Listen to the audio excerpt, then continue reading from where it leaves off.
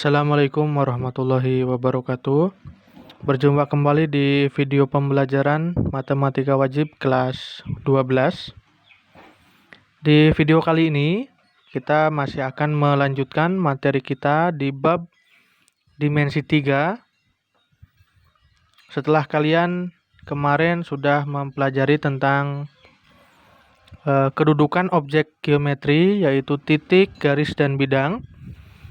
Di video kali ini kita akan memasuki materi inti dari dimensi 3, yaitu jarak. Konsep jarak ada beberapa yang akan kita pelajari, tapi kita dimulai dari yang paling awal, yaitu konsep jarak titik terhadap titik. Oke, untuk memahami konsep ini ya, terutama di bangun ruang yang akan kita gunakan antara lain kubus, balok, atau limas. Kalian harus memiliki kemampuan spasial.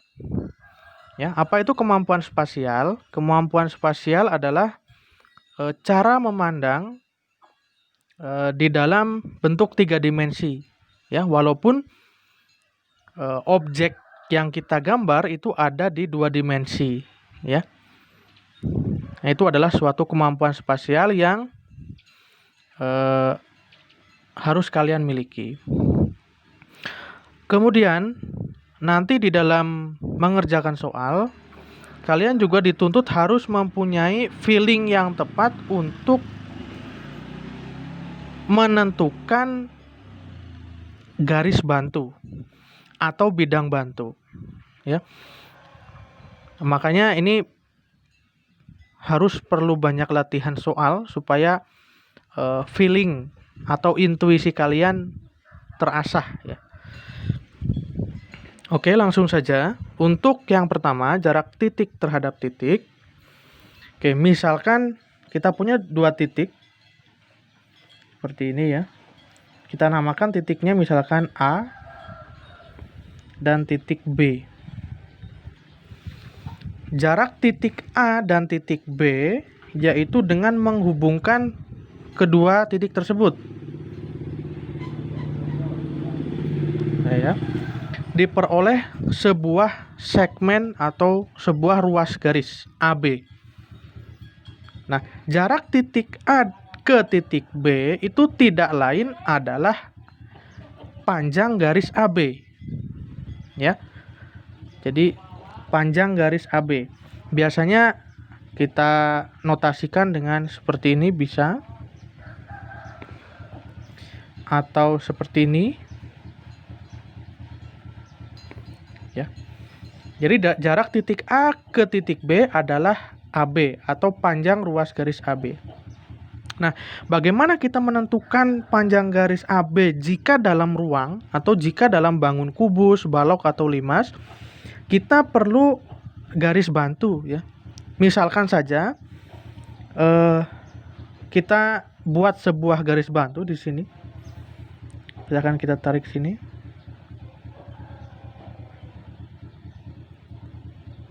Oke. Ya.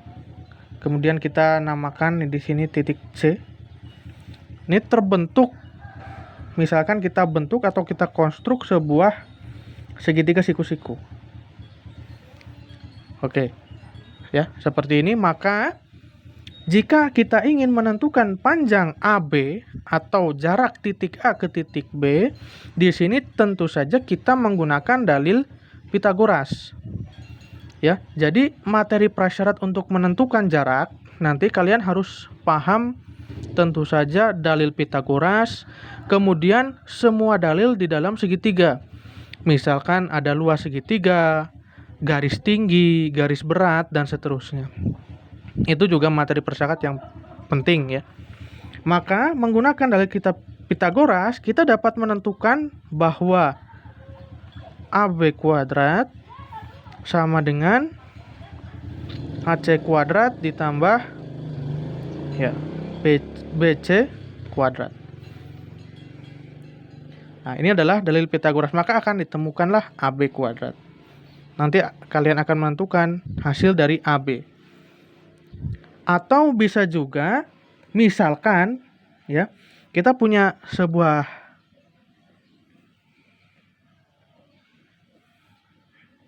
ini yang akan sering dipakai ya. Misalkan kita punya segitiga A, B, C, siku-siku di A.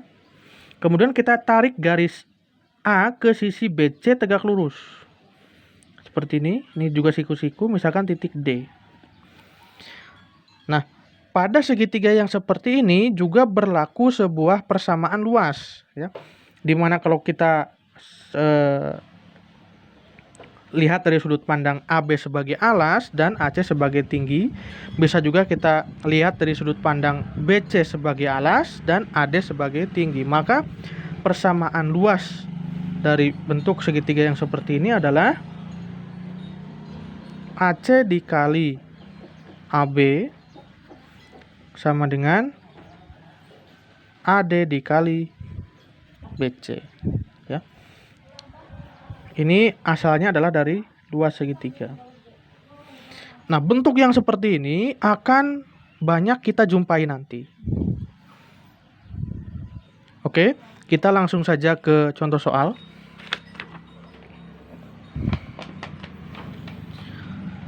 Diketahui kubus ABCD EFGH dengan rusuk 6 cm. Jika P adalah titik tengah EH, tentukan jarak P ke B. Oke, kita sekarang gambar dulu titik P. Titik P kita tahu di tengah EH. Oke, misalkan di sini. Karena ini titik tengah, maka EP dan PH sama. Karena rusuknya 6, maka EP 3 dan PH juga 3. Kemudian jarak titik P ke B. Tentu saja jaraknya itu adalah kita hubungkan titik P ke B.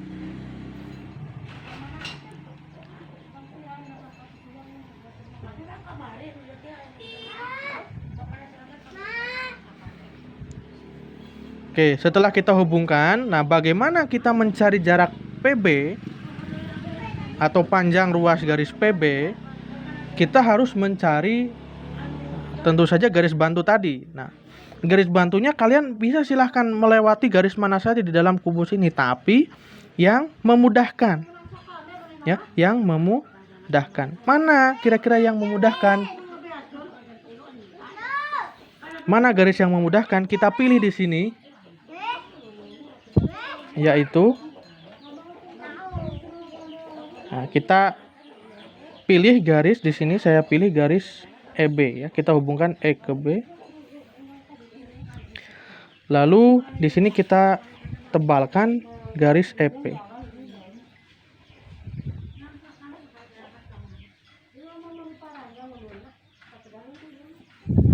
Oke. Terbentuklah suatu segitiga EPB ya. EPB. Apakah jenis segitiga EPB? Apakah kalian bisa menebak jenis segitiganya ini apa? Oke, perhatikan di sini bahwa EB adalah diagonal bidang ya. EB itu adalah diagonal bidang. Diagonal bidang kalian tahu panjangnya adalah A akar 2 atau rusuk akar 2. Nah, rusuknya 6 berarti 6 akar 2. Kemudian EP. Di sini EP kita tahu adalah setengah EH, yaitu 3 cm. Kita mencari PB. Nah, perhatikan di sini bahwa kalau kalian lihat ya, garis EH itu tegak lurus dengan garis AE. Dan garis EH tegak lurus dengan garis EF. Karena AE dan EF mempunyai titik potong di E, maka garis EH dan bidang yang dilalui oleh AE dan EF, yaitu ABFE, itu tegak lurus dengan EH. Itu sebuah dalil garis tegak lurus bidang. Oke, saya ulangi. Perhatikan di sini, EH tegak lurus dengan AE. Dan EH tegak lurus dengan EF. AE dan EF berpotongan di E. Kemarin kalian ingat dalil sebuah bidang dibentuk dari dua buah garis yang berpotongan. Maka bidang ABFE itu tegak lurus dengan EH.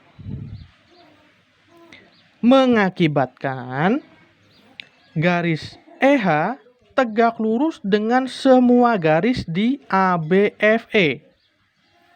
Akibatnya, ya. Jadi akibat garis tegak lurus bidang, garis itu tegak lurus dengan semua garis di bidang itu. Ya, kalau kalian tidak paham silahkan diulangi ya. Diulangi videonya. Mengakibatkan garis EH tegak lurus dengan EB. EH tegak lurus dengan EB. Tentu saja PE juga tegak lurus dengan EB karena PE ini terletak di EH atau berhimpit ya. Maka kita simpulkan bahwa segitiga EBP adalah segitiga siku di mana siku-sikunya ada di E ya. Maka kita buat di sini segitiga siku-siku di E di sini, lalu ini P misalkan dan ini B. Oke. EP tadi adalah 3 dan EB adalah 6 akar 2. Nah, maka BP ya kita langsung saja mencari pakai Pitagoras. BP kuadrat adalah EP kuadrat ditambah EB kuadrat. Maka BP kuadrat adalah 3 kuadrat ditambah 6 akar 2 kuadrat. Atau 9 ditambah 72 ya. Maka BP kuadrat adalah 81. Maka BP sama dengan 9 cm. Nah, seperti itu ya. Jadi ingat, perhatikan cara memilih garis bantu, cara memilih bidang, dan tadi cara menghitungnya ini, dan dalil, kita menggunakan dalil garis tegak lurus bidang. Oke, kemudian contoh yang kedua.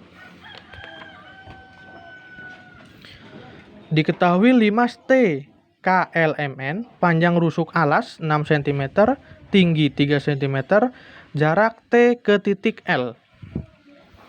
Kita ketahui di sini panjang rusuk 6, panjang rusuk alas ya. Alas ini berbentuk persegi ya. Kemudian tingginya 3. Jarak T ke L ya. T ke L. Ini mohon maaf ya. Ini garis tingginya mungkin sedikit miring ya, tapi kalau digambar dengan baik ini garis tingginya tentu lurus ya. Maka jelas di sini misalkan garis tingginya ini ke bidang alas kita namakan O.